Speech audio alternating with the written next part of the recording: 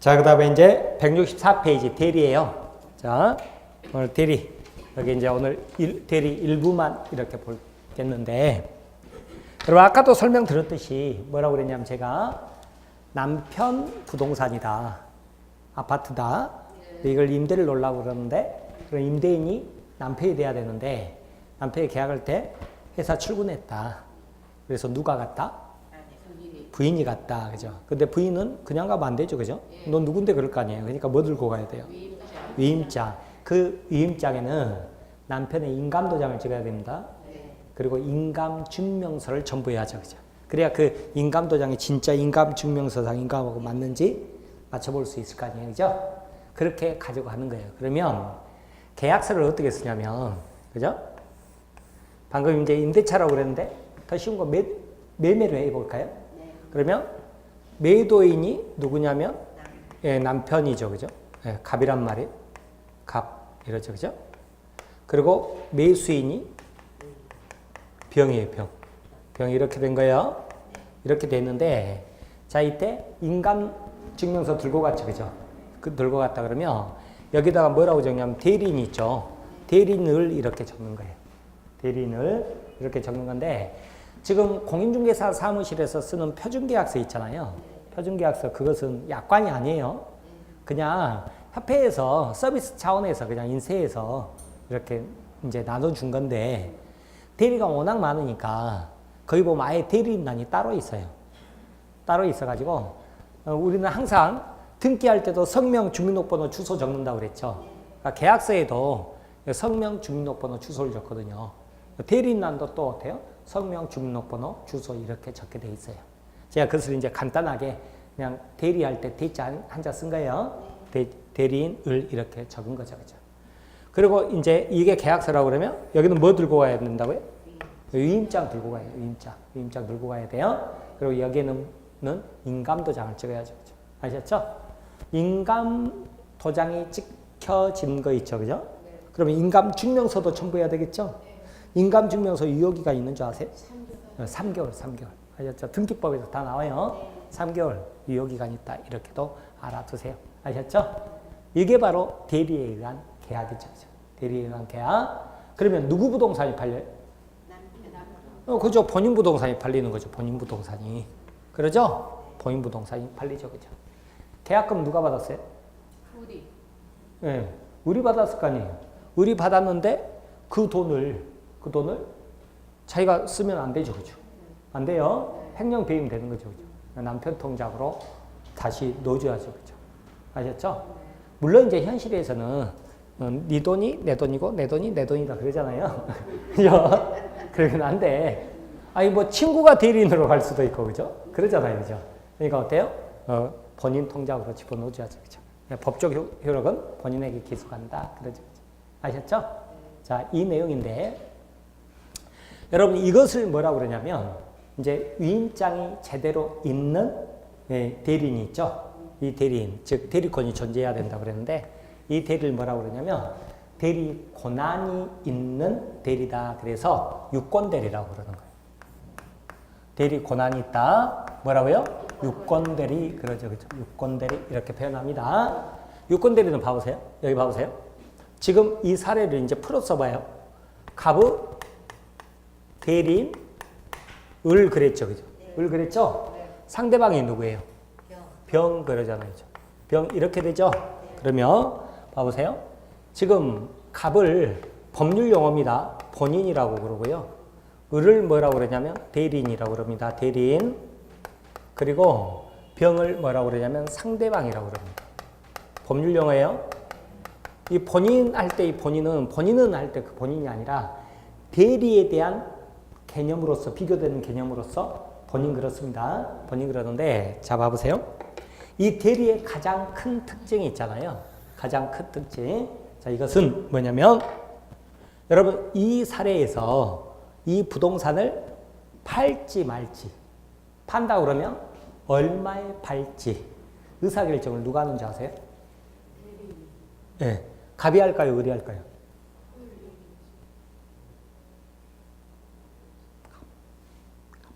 근데 왜 그렇게 자신 없게 이야기해요? 예? 예. 을이 하는 거예요, 을이. 의리예요. 알겠죠? 우리 의사결정을 해? 네, 맞아요. 의사결정을 의리하는 거예요. 만약에 갑이 의사결정하잖아요. 그리고 을은 시키는 대로만 하는 사람이다. 그러죠? 그럼 대리라고 안 해요. 대리라고 안 하고 심부름꾼이라고 그래요. 심부름꾼. 심부름꾼을 뭐라고 그러냐면 사자 그렇게 표현하는 거예요. 사자. 사자. 그러니까 아버지가 자식한테 이 편지 주면서 옆집 아저씨한테 좀 전해주고 와라 이런 거 있죠? 이런 심부름꾼이에요. 사자. 사자는 의사결정권이 없어요. 근데 의사결정권이 있기 때문에 법률행위 대리라고 하는 거예요. 아셨죠? 네. 대리라고 그럽니다. 그런데 그에 따라서요. 그에 따라서 누구 부동산이 팔려요? 갑 본인 부동산이 팔리잖아요. 그리고 나서 아까 말씀드린 대로 을은 반대로 계약금 줬겠죠? 그리고 을이 중도금, 잔금도 수령할 권한이 있습니다. 수령할 권한이 있고요. 연계줄 권한도 있어요. 잔금날 일주일만 기다려주세요 하는데 을이 이건 내가 결정 못합니다. 잠깐 기다리세요 하고 다시 또 서울 가가지고 갑한테 임장 가져와야 된다. 그러면 뻗대가 안 쓰겠죠. 그죠? 그렇죠? 그래서 연계줄 권한도 있다. 그런 거예요. 다만 면제해줄 권한은 당연히 없겠죠. 그죠? 그러겠죠? 그래서 어쩌냐면 자 이렇게 계약금, 중도금, 잔금 수령할 권한이 있어요. 당연히 대리인이니까. 하지만 그 돈 아까 말씀드린 대로 자기가 써버리면 안 된다고 그랬죠. 횡령 배임된다고 그랬죠. 그거 어떻게 줘야 돼요? 본인에게 줘야죠. 그죠? 아셨죠? 그러니까 본인 부동산이 팔리고 본인이 돈을 수령하는 거잖아요.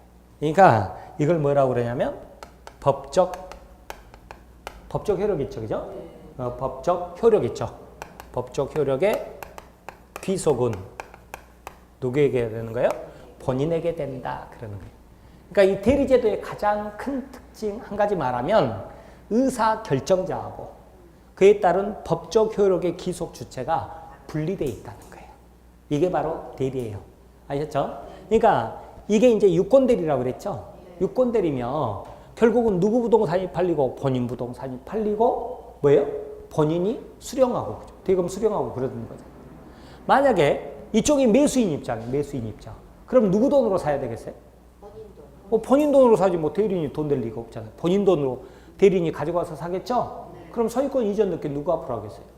본인 앞으로 할 거 아니에요. 그죠? 그래서 법적 효력은 본인에게 기소한다. 아셨죠? 그러니까 이 유권 대리라는 것은 누가 책임을 지냐면 본인이 책임을 지는 거예요. 이 계약에 대해서. 계약했죠? 그러면 본인이 책임지고 소유권 넘겨줘야 돼요. 아셨죠? 본인이 책임을 지는 거예요. 됐습니까? 근데 대리 권한이 없는 자도 있어요. 대리 권한이 없는 자. 이걸 뭐라고 그러냐면 무권 대리라고 그래요.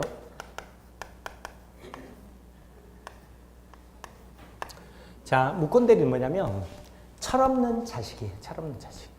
뭐냐면 갑이 아버지인데 위임장 안 줬어요.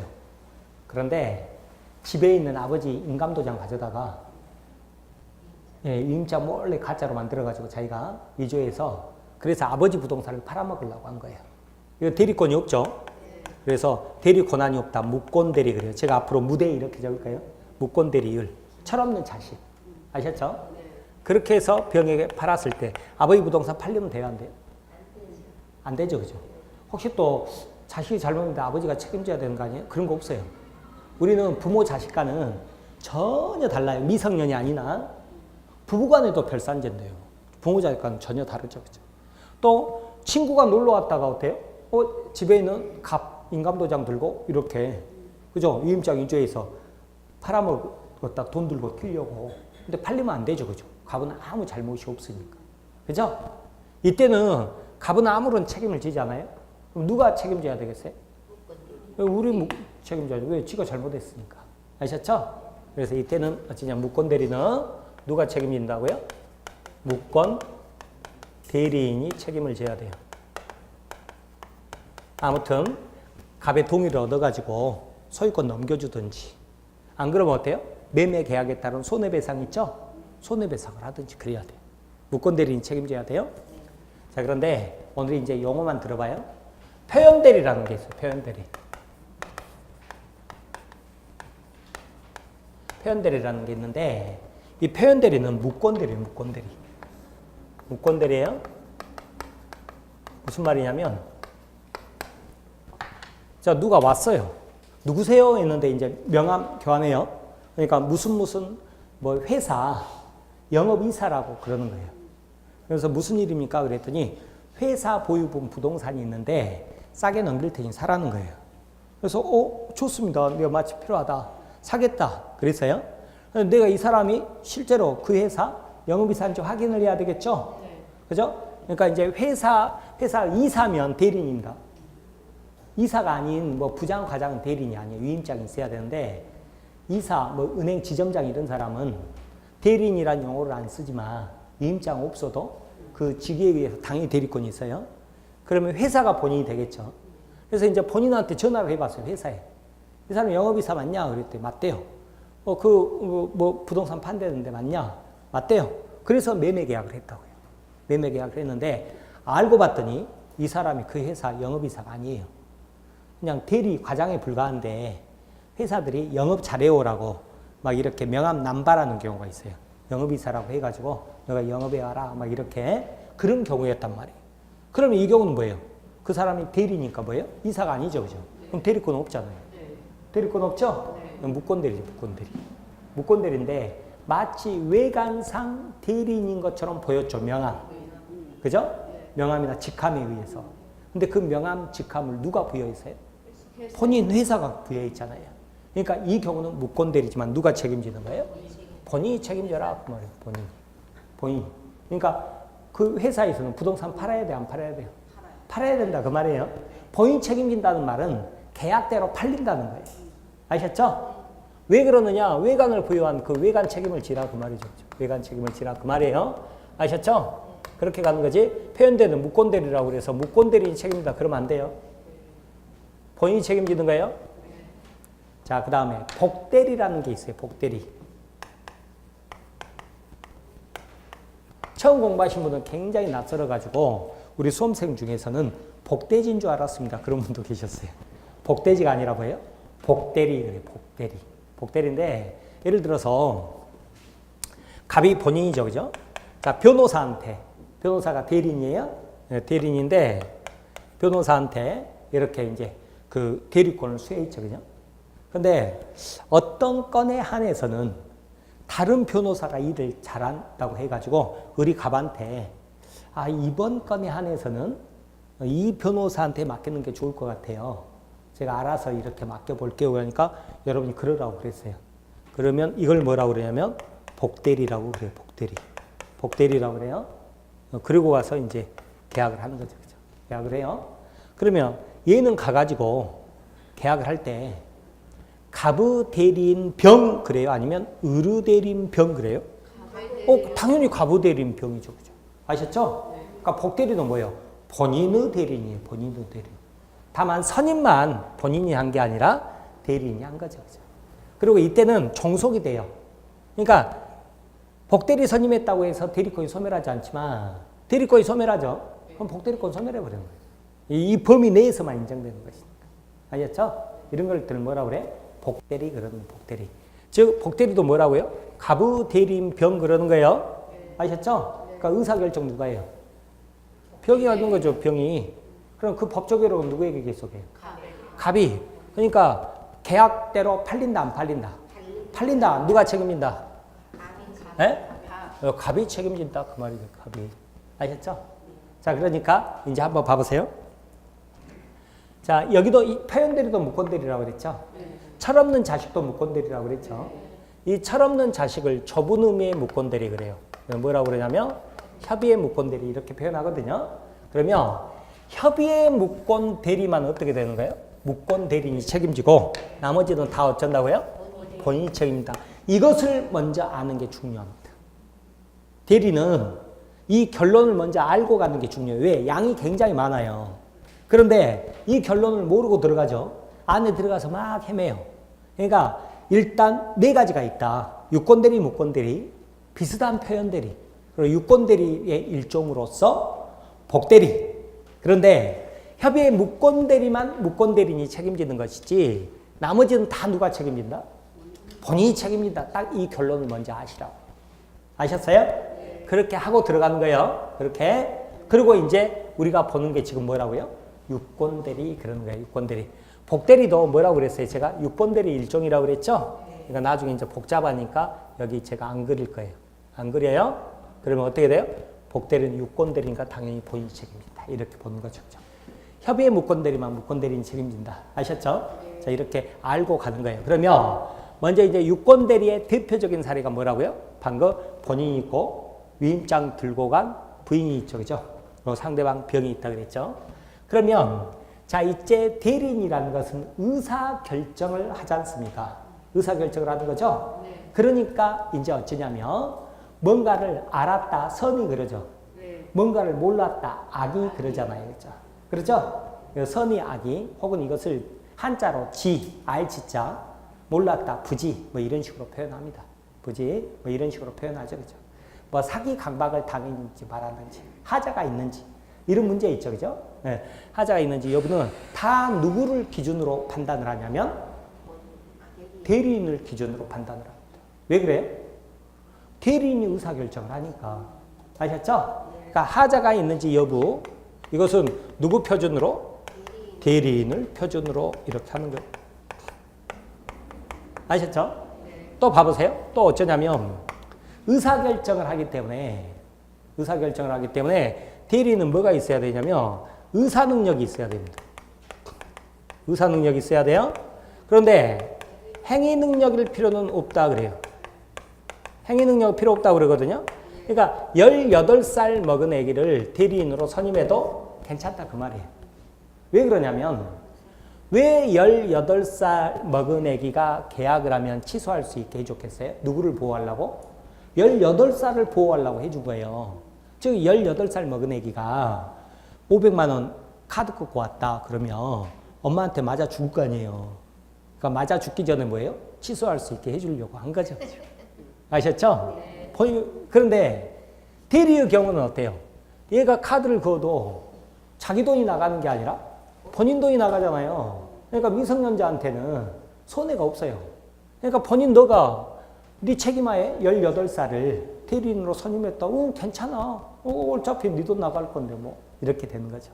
그러니까 이 경우에는 설령 본인이 미성년자를 행위 능력이 없는 제한 능력자를 대리인으로 선임했다고 하더라도 법률 행위를 했죠. 그러면 행위 무능력, 즉 제한 능력을 이유로 취소할 수 없다 그렇게 되는 거예요. 행위 능력이 있을 필요가 없다 이런 거예요. 아셨죠? 그러나 그 법적 효력은 누구에게 기속해요? 본인에게 기속한다 그러죠. 이 법적 효력이 뭐냐 그랬더니 여기가 매도인이다. 그럼 돈이죠. 돈일 거 아니에요. 아까 말씀드린 계약금, 중도금, 잔금 다 값 앞으로 와야죠. 여기가 만약 매수인 입장이다 그럼 뭐가 와야 돼요? 소유권이 이리 와야죠. 그죠? 아셨죠? 소유권이 이리 와야 되는 거예요. 자, 그럼 이제 이야기 한번 들어보세요. 좀 어려운데 괜찮아요. 이야기 한번 들어보세요. 뭐냐면 병이요. 갑을 사기강박했대요. 사기강박 뭐라고 그랬죠 아까? 사기강박은 취소사유라고 그랬죠? 취소사유라고 그랬잖아요. 자, 병이 갑을 사기강박했어요? 그러면 갑은 취소할 수 있을까요? 없을까요?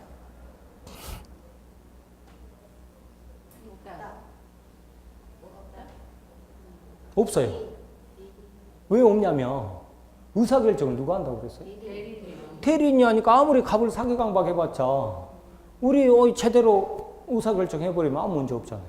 그죠? 그러니까 뭔가를 알았다 몰랐다 의사표시 하자가 있는지 여부 다 누구 표준으로? 대리인을 표준으로 한다 그 말이에요. 아셨어요? 네. 그런데 이번에는 병이 을을 사기강박했대요. 이제 취소할 수 있어요? 없어요? 네? 병이 을을 사기강박했다고 취소할 수 있어요? 없어요? 있죠, 그죠? 왜 그래요? 의사결정 하자가 생겼잖아요. 대리인 표준으로 하라고 그랬어요. 그죠? 네. 그럼 취소권을 누가 행사할까요? 갑일까요? 을일까요? 네? 갑이에요. 왜? 그게 법적 효력이니까. 그게 법적 효력이잖아요. 그러니까 계약이 제대로 됐으면 법적 효력이라는 것은 돈하고 소유권인데 계약이 제대로 안 됐으니까 어떻게 됐어요? 취소하거나 해제가 나올 거 아니에요. 그죠? 그럼 취소하고 해제가 바로 법적 효력이라고. 그러니까 취소권, 해제권도 누가 행사하는 거예요? 본인이 행사하는 거예요. 아셨죠? 봐보세요. 병이 나중에 잔금 안 주죠? 채무 불이행이잖아요. 채무 불이행이죠? 그럼 해제 누가 하는 거예요? 본인에게 기소한다. 해제권은 본인에게 기소한다. 그런 거예요. 아셨죠? 네. 이렇게 보는 거예요. 됐어요? 그런데 봐보세요. 이번에는 너무 어려운가요? 아까 다시 한번 제가 말씀드릴게요. 병이 갑을 사기강박했어요. 사기강박했죠. 이 계약에 문제 생겼어요? 안 생겼어요? 안 생겼어요. 왜? 의사결정을 의뢰하니까. 그러니까 취소권이라는 게 안 나온다. 아셨죠? 그런데 병이 을을 사기강박했어요. 계약에 문제 생겼죠. 왜 그래요? 의사결정이 을을 의뢰하는데 을이 사기강박을 당했잖아요. 그죠? 그러면 효력으로서 취소권이 생기죠. 취소권 누구에게 생겨요? 본인에게. 본인에게. 아셨죠? 대리의 가장 큰 특징이 뭐라고요? 의사결정자하고 그에 따른 법적 효력 기속 주체가 분리된대요. 아셨죠? 그런데 이제 반대로요. 이제 반대로 봐보세요. 이번에는 갑이 병을 사기강박했대요. 병은 취소할 수 있어요, 없어요? 여기 있죠, 그죠? 왜 그래요? 병은 의사결정에 하자가 생겼잖아요. 그러니까 취소할 수 있을 거 아니에요. 그러죠? 을이 병을 사기강박했어요. 취소할 수 있을까요? 취소할 수 있죠. 왜 그래요? 병은 의사결정에 하자 생겼잖아요. 쉽다. 너무 쉽죠, 그죠? 이게 나중에 9월, 10월 가도 굉장히 어려운 문제로 우리 수험생들이 느끼는 문제예요. 9월, 10월 가도 어렵게 느껴요. 근데 이것을 한 바퀴 전에, 그죠? 1년 전에 미리 이야기하니까 여러분이 당연히 잘 모르죠. 그래도 어때요? 그냥 들어보니까, 할만하네? 그런 생각 안 들어요? 들어요? 끼게봤자 이 정도예요. 어려워봤자 지가. 아셨죠? 네. 이렇게 생각하고 천천히 하는 거예요. 천천히. 근데 이런 기초가 없으니까 나중에 막 뭐 갑이 병에게, 병이 갑에게, 병이 을에게 했을 때 뭐 갑이 취소한다 그러니까 막 단수남기해야 되는 줄 알고 머리가 터지려고 하는 거죠.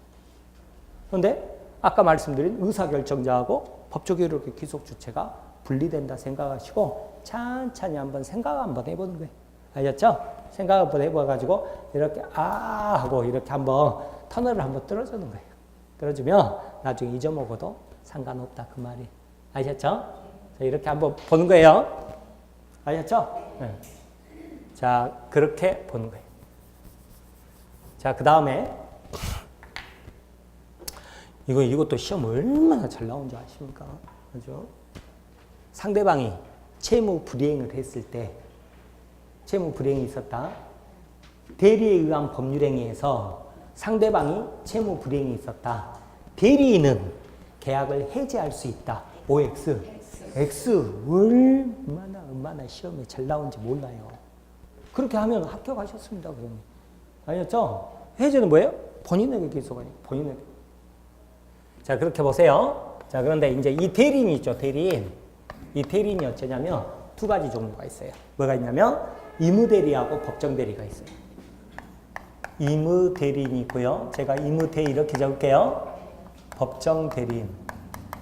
법정대리인 이렇게. 자, 이렇게 있는데 의무대리인은 말 자체가 뭐예요? 의무로 대리인으로 선임했다 그 말이죠. 위임장 주는 관계라고요. 부인, 친구 뭐 이런 사람들.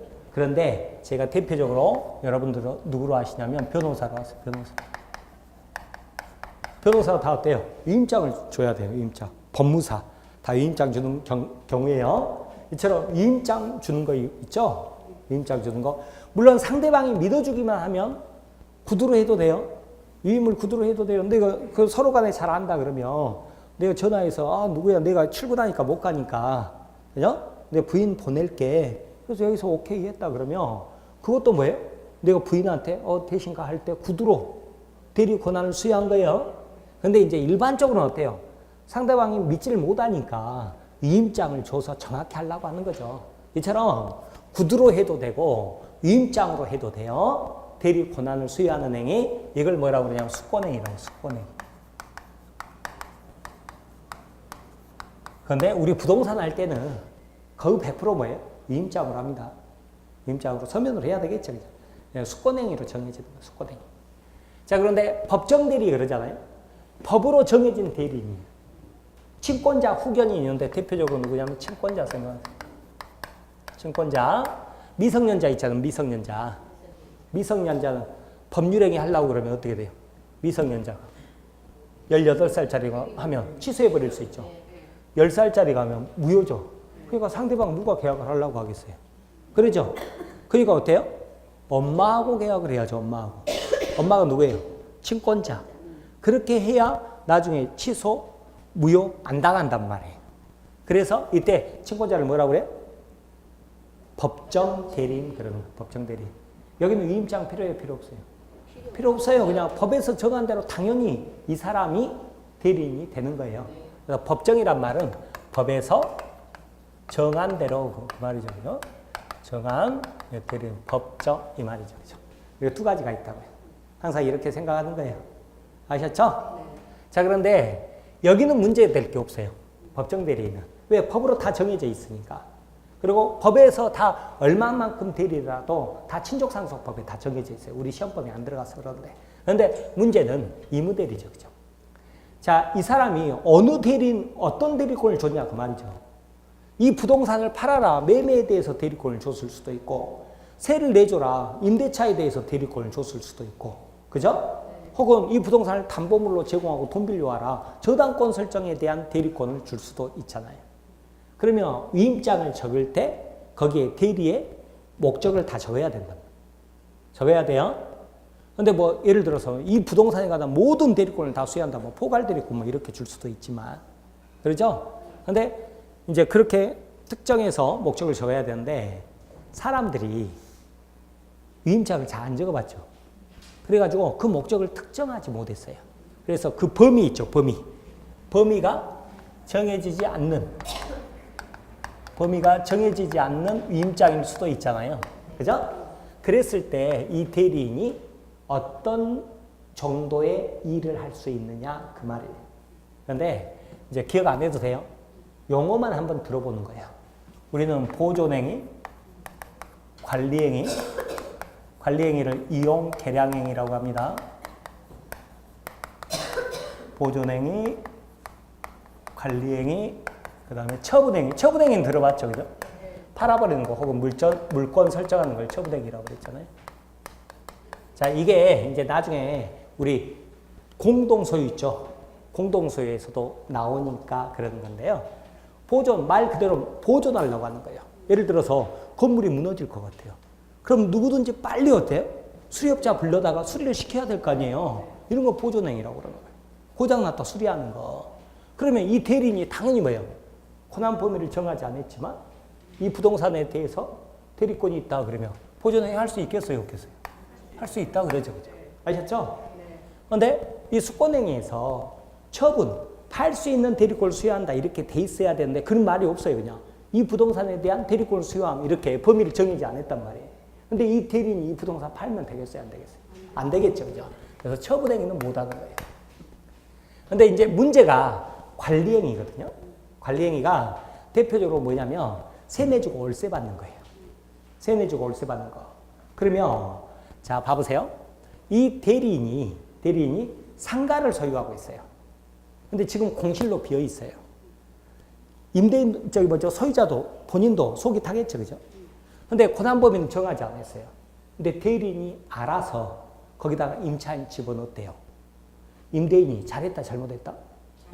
잘했다 그러겠죠, 그죠? 잘했다 그러겠죠? 네. 속으로는 뭐 조금 받아서 서운하다 그런 문제가 있을 수도 있지만, 그죠? 조금 받았으니까 이건 안 돼 이럴 수가 없다고요. 아셨죠? 잘한 거예요, 그냥 잘한 거. 잘한 것이니까 이게 뭐냐면 어차피 거기는 세 내주려고 상가를 가지고 있었잖아요. 그죠? 그러니까 대리 목적물의 성질을 변하게 만들지 않았죠. 그죠? 변하게 만들지 않았다 그러면 이건 뭐 할 수 있어요? 할 수 있어요. 그런데 자 본인이요 통장 맡기고 뭐 예를 들어서 뭐 한 달간 외국 여행 가면서 그죠? 통장 맡기면서 뭐 관리비 나오면 이것으로 뭐 좀 계산 좀 하고 어쩌고 저쩌고 그래라 그랬어요. 그런데 이 대리인이요 그 돈 찾아가지고 주식 투자해버렸대요. 잘했다 잘못했다. 대 죽이겠죠, 그죠? 그죠? 그러니까 여러분 본인이라도 그러니까 이건 뭐예요? 예금을 주식으로 성질을 변하게 만들어 버렸죠. 성질을 변하게 만드는 대리행위는 할 수 없다 그러는 거예요. 그래서 어디까지 할 수 있어요? 여기까지 할 수 있다 그러는 거예요. 성질 변하게 만들지 않는 관리행위. 그런데 여기 구체적으로까지는 안 가도 돼요. 이야기 듣고 그럴만하다 하면 좋은데 오늘 이야기 한번 들어보는 거예요. 보존행위, 관리행위, 처분행위 이런 말 한번 들어본 거예요. 아셨죠? 네. 자, 이렇게 듣고만 그냥 넘어가는 거예요. 됐습니까? 이제 한 가지 더.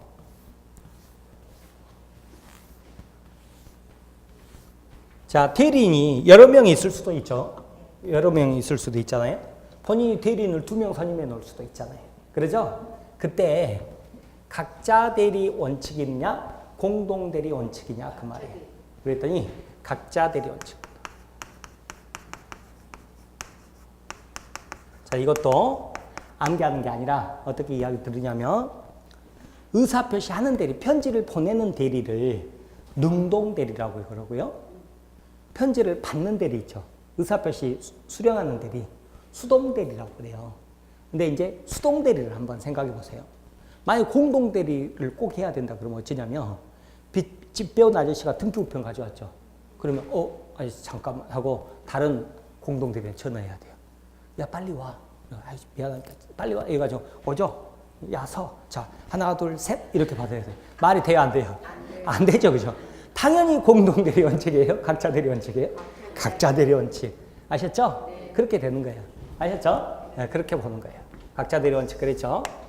자, 그 다음에 뭐냐면 자기계약 쌍방 대리는 금지된다 그래요. 네.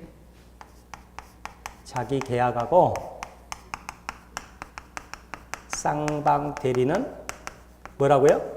금지예요. 금지. 네, 금지된다. 그런 이게 이제 등기하고 달라요. 등기. 여러분 등기법 가면 자기계약 쌍방대리가 인정된다 이렇게 배울 거예요. 등기 신청에서는. 그게 뭔지 한번 봐봐요. 자 봐보세요. 계약할 때 있죠. 계약서. 계약할 때요. 계약하고 매매 계약하고 이제 등기하러 가잖아요. 등기 신청서를 작성하겠죠. 등기 신청서. 등기법에서 이제 이렇게 공부할 거예요. 그런데 지금 어쩌냐면 매도인 갑이죠. 그죠? 매수인 병이었죠. 아까 병이었잖아요. 그죠? 그렇죠? 자, 그런데 계약할 때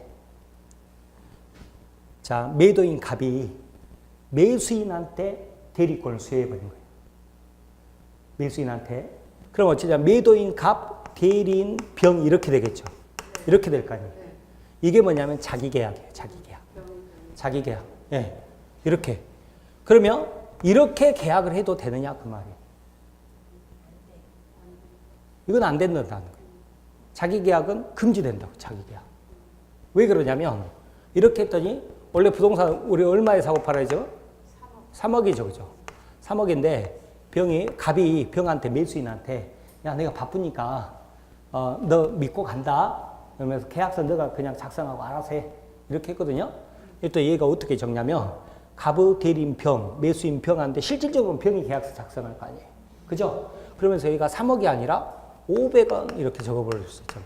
500원에 부동산 산다. 이래버릴 수 있죠. 본인의 이익을 해야 하기 때문에 자기계약은 금지된다. 그러는 거예요. 아셨죠? 그런데 제가 뭐라고 그랬냐면 등기 신청할 때는 원래 공동으로 출석해서 서면 신청해야 된다고 그랬죠.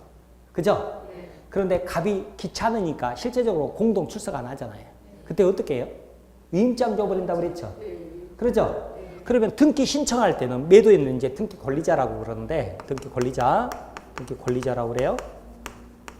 아이고 죄송합니다. 등기 의무자. 등기하면 손해보는 자, 등기 의무자. 매수인이 누구냐면 등기 권리자예요. 등기하면 이익 보는 자, 등기 권리자 그러거든요. 근데 이때는 어떻게 돼요? 등기 의무자 갑이죠. 등기 권리자가 병이죠. 그죠? 근데 이때 등기 의무자 갑의 대리인 병 이렇게 되느냐 그 말이에요. 인정해준다 안 해준다? 예? 이거는 인정해준다 그 말이에요. 이렇게 실제로 한다니까요. 갑이 어떻게 해요? 그냥 위임장 줘버려요. 그러면 병이 혼자 가가지고 등기 신청서 이렇게 작성해서 등기 신청해버린다니까요. 실제로 그렇게 해요. 갑이 귀찮으니까 안 가요. 이건 왜 그러냐면 본인이 계약할 때 정확히 했잖아요. 그럼 등기 신청하는 것은 절차적 규정에 불과하잖아요. 그래서 어때요? 등기에서는 자기계약 인정해 주는 거예요. 아셨죠? 또 계약서 봐보세요. 계약서. 매도인 갑, 매수인 병 그랬죠. 그죠? 병 그랬죠? 근데 변호사 한 사람이 갑의 대리인도 되고 을의 대리인도 되고 이럴 수 있다 없다? 없다. 이게 뭐예요? 쌍방대리. 쌍방대리. 왜 금지시키냐면 대리는 본인의 이익을 위해서 전념해줄 의무가 있거든요. 그런데 이 경우 을은 어떻게 했어요? 적당히 둘 사이에서 줄타기 해버리겠죠. 그래서 본인의 이익을 위해서 금지 이렇게 해놔버려요. 그런데 이제 금지했어요? 이거 다 안 된다고 그랬어요? 안 된다고 그랬죠. 그런데 등기 신청할 때 등기 의무자가 누구라고요? 등기하면 손해보는 자. 등기 권리자가 누구라고요? 등기하면 이익 보는 자. 매도인은 등기하면 손해보죠. 소유권 잃어버리니까. 매수인 등기하면 이익 보죠. 누구예요? 등기 권리자. 매수인. 등기 의무자, 등기 권리자. 개념 뭐라고요? 우리 공시 선생님이 또 정확히 가르쳐 주겠지만 이렇게 알아두면 편해요. 등기 의무자, 등기하면 손해보는 자. 등기 권리자, 등기하면 이익 보는 자. 아셨죠? 자, 그럼 이때 갑하고 병이죠. 그죠? 근데 법무사 한 사람이, 그죠? 법무사 한 사람이 이렇게 할 수 있어요? 없어요? 있어요. 실제로 이렇게 하잖아요. 법무사 한 사람한테 맡겨버리지 따로따로 맡기질 않잖아요. 마찬가지예요. 계약할 때 자기 계약 쌍방대리 금지시켰죠. 그래서 본인의 이익을 지켰다면 등기 신청할 때는 굳이 막을 필요가 없다 그 말이에요. 어차피 이대로만 가는 것이니까. 아셨죠? 그리고 등기 신청할 때는 이 계약서도 다 첨부돼서 들어가니까 해야 할 이유, 금지시킬 이유가 없어요. 그래서 민법에는 어때요? 자기 계약 쌍방대리는 금지시킵니다. 아셨죠? 근데 등기 신청에서는 예외적으로 인정 그러죠. 그죠? 인정 그래요? 네. 물론 이제 여기가 예외가 있어요. 예외가 있어요. 누구 이익을 위한 거였어요, 지금? 본인의 이익을 위한 거죠? 그러니까 본인의 허락이 있으면 가능하다. 본인의 허락이 있으면 가능하다. 그 다음에 채무 이행은 가능하다. 뭐 이런 표현을 써요. 표현을 써요. 근데 지금 이런 거 공부하지 마세요. 근데 가장 지금 중요한 게 뭐였어요? 등기 신청 있죠? 등기 신청에서는 뭐라고요? 자기계약 쌍방대리가 인정된다. 그랬죠, 그죠? 아셨죠? 자, 그럼 교재 한번 봐보세요. 164페이지. 대리 나오죠, 그죠?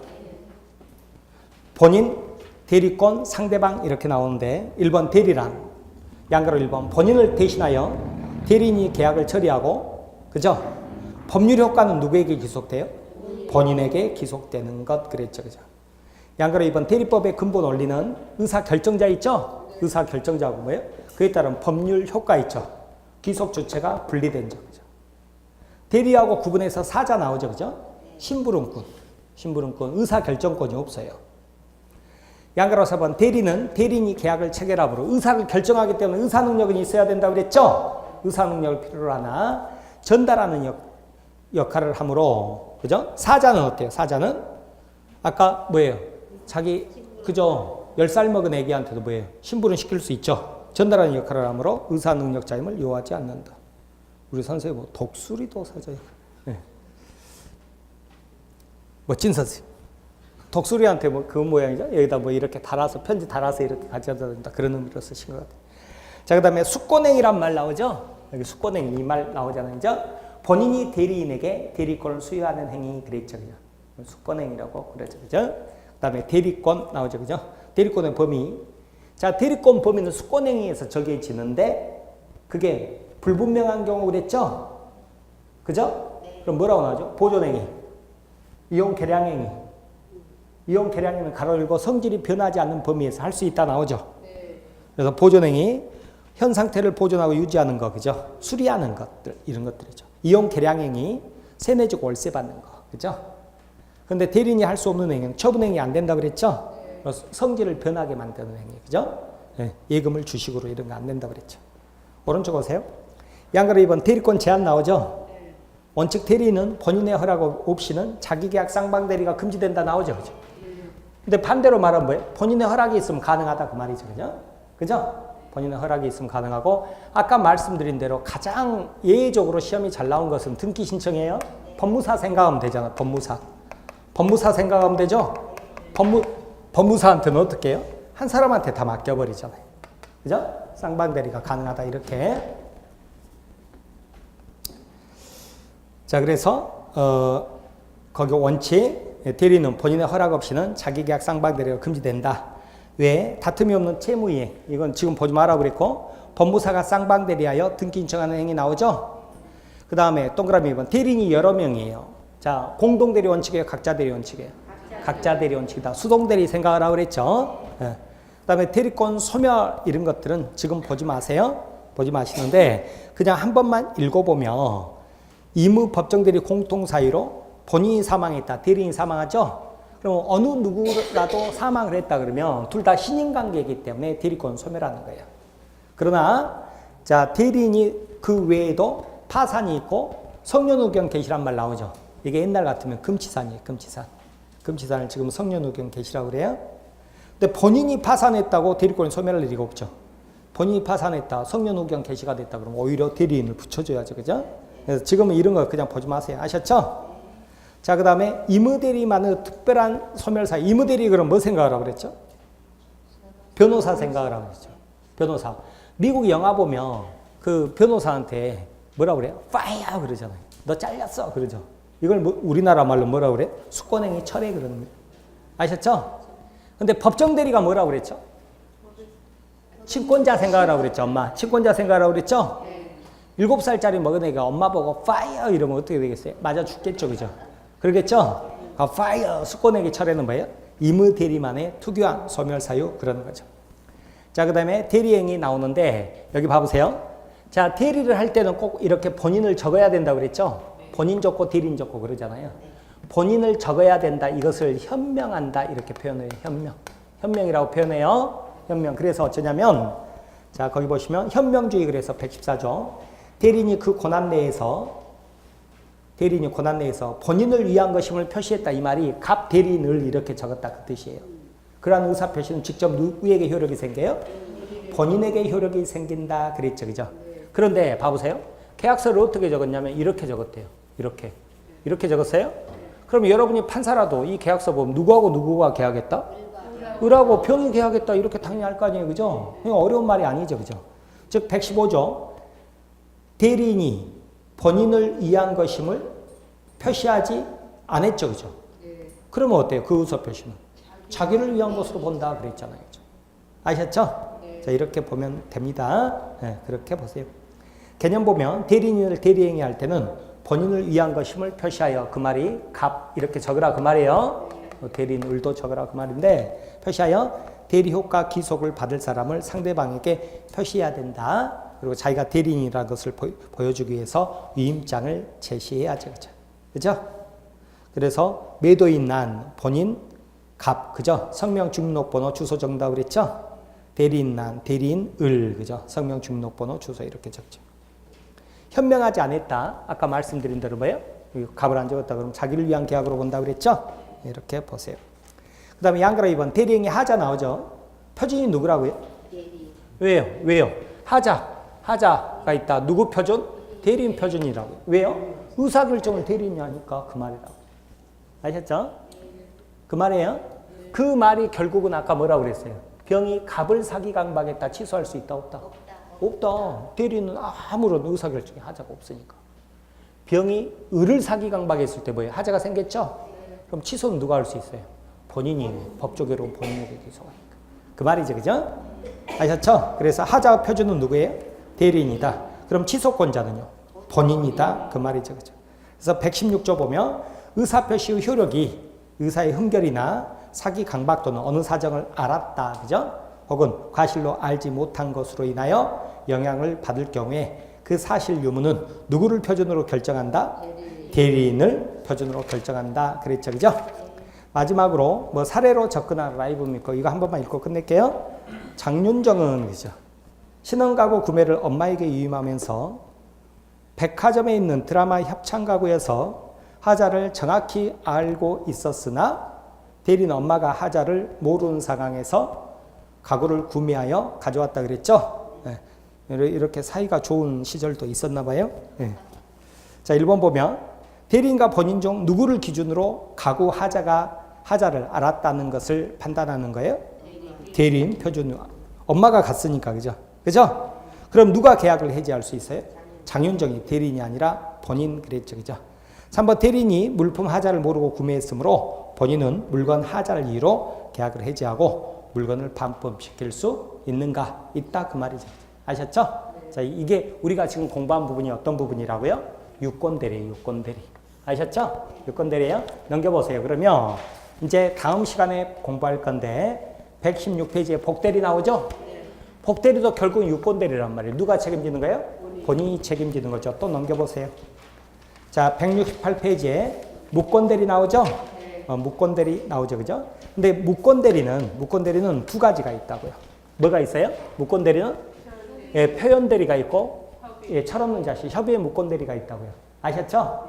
효과를 먼저 아시라고요. 협의의 무권대리만 누가 책임지고? 무권대리인이 책임지는 거죠, 그죠? 무권대리인이 책임지고 표현대리도 무권대리지만 본인이 책임진다. 그래서 이렇게 네 파트가 있다. 네 파트가 있는데 협의의 무권대리, 철없는 자식만 무권대리인이 책임지지 나머지는 전부 본인이 책임진다. 이것을 먼저 아는 게 급선무라고 그랬어요. 그 중에서 오늘 어디 공부했다고요? 유권대리 공부한 거예요. 아셨죠? 네. 오늘 강의는 이것으로 마치겠습니다. 여러분 대단히 수고 많으셨습니다. 감사합니다.